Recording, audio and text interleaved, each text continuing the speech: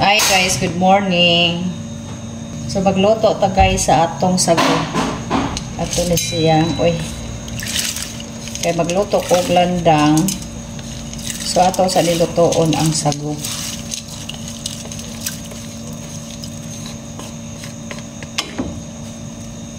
Okay.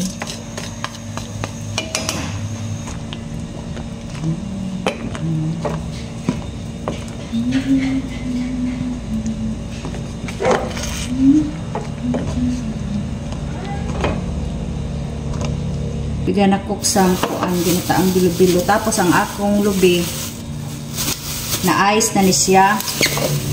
Kaya gabi pa nina mo gipalit dito sa market. So amo gisulod sa freezer para dili siya masira. O ayun, na ice na. So ipatunaw ani ni nato sa kaha. Oh, parang bato na siya, oy. Ang aming gata ay parang bato na. Parang bato na siya, guys.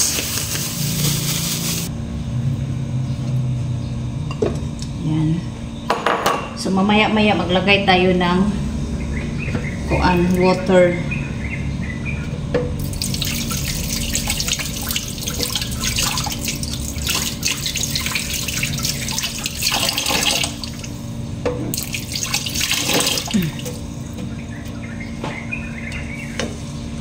I-melt lang natin muna dito sa ating pan. Tapos mag-additional water tayo. So mag-additional water tayo mamaya. Pag ma-melt na natin ang ating gata. Ayan oh. Ice pa kasi siya oh. So ready na ang ating mga ingredients. I-melt lang natin muna ito. Tapos, pag ma-melt na siya, mag-additional tayo ng water. Kasi pure coconut milk ito guys, walang halong water.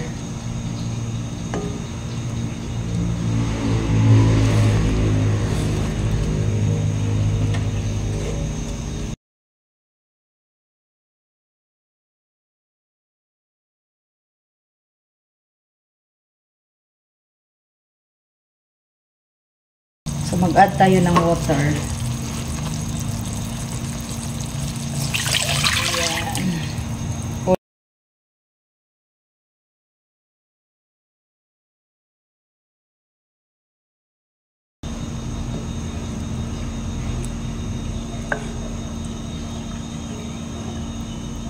Tapos guys, ilagay natin ang ating mga sticky rice.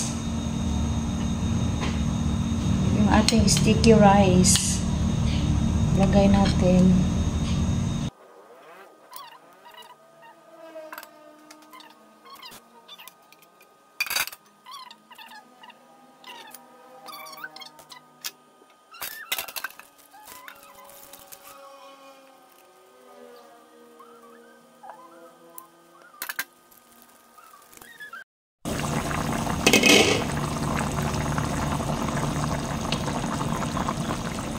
So, ito na guys.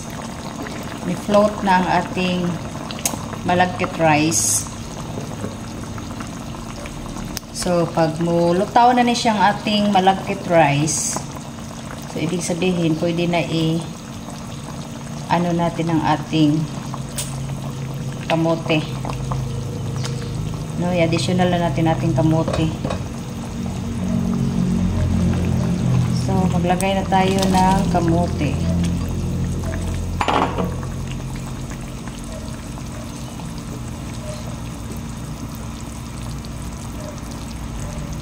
So, ayan.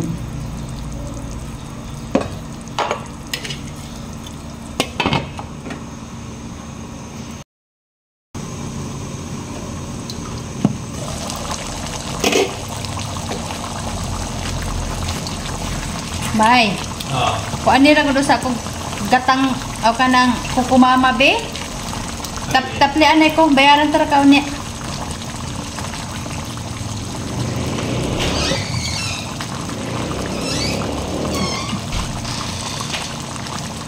Duha abay. Dai na Kriste. Oh, duha ah. Grabe ang konsumo ng tubig, ang pilit.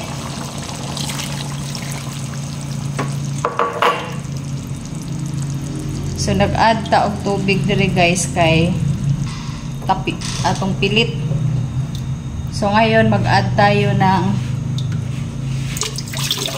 ang ating malagkit rice, ang ating sticky rice ba. Grabe mo konsumo og water. So nag-add ko. Tapos at this point guys, ilagay natin ang ating sago muna. Parang marami ang sago po Ang ating sago. But I can't believe how you love me.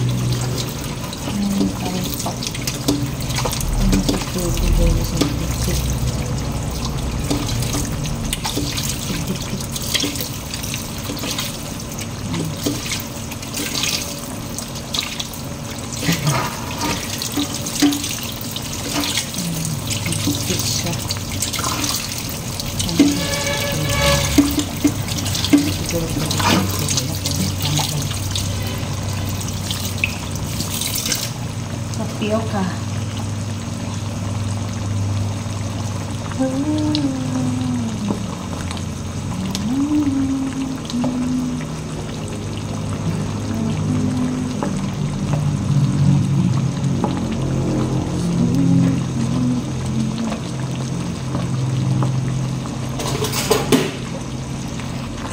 So mag-add tayo guys ng gata.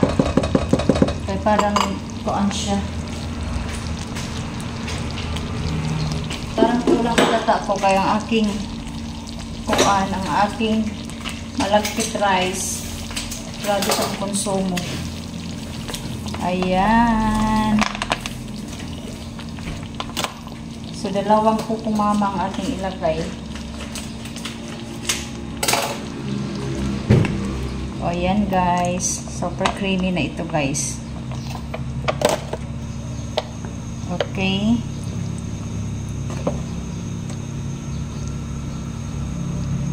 This is the super creamy. Diba? So super creamy na talaga siya guys. Tapos, since nga wala talagang langka nga available sa market, walang langka na available sa market, maglagay tayo ng langka extract.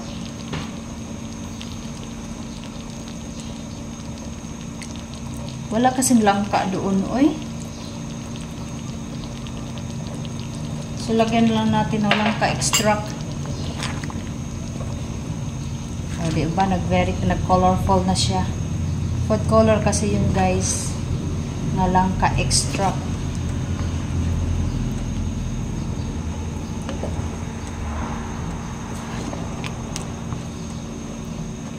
Wala kasing langka ngayon. Siguro dili season.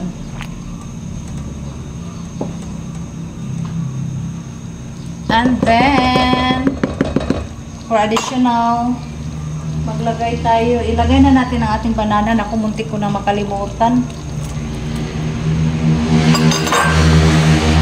Ating banana. Ilagay na natin ang ating banana.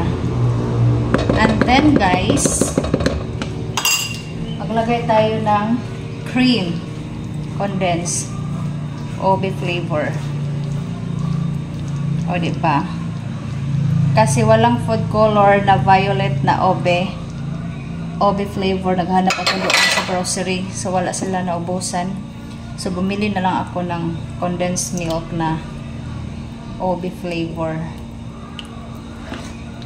So, ito na guys. Super creamy na talaga siya. Super duper creamy. Tapos mag-add ako ng sugar. Okay, I'm sure tapang siya. So let's add some sugar. Kunti lang kasi lagay tayo ng condense.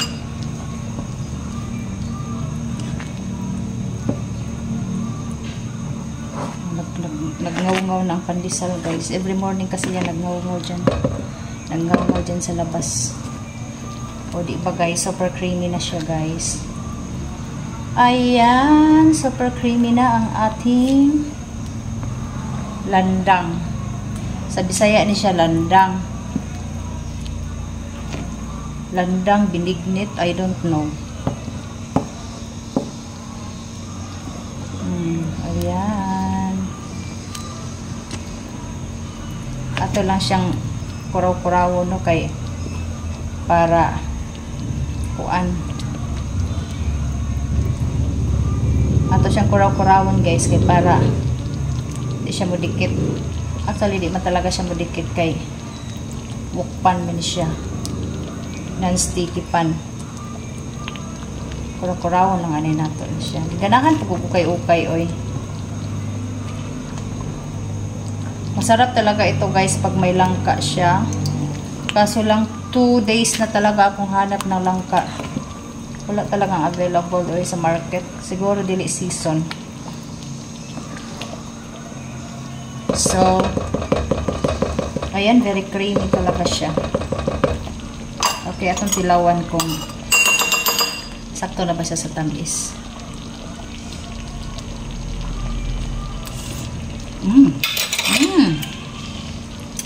Sarap. As in, walang halong kuan ha. Walang halong bola. Sunday, pero mamayang gabi pa kami magsimba ng anak ko. Tapuson ko muna itong mga ano ko dito eh. Painayan na tong kayo kamubas.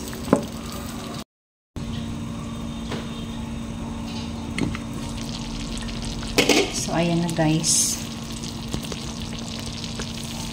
Ang ating bilo-bilo.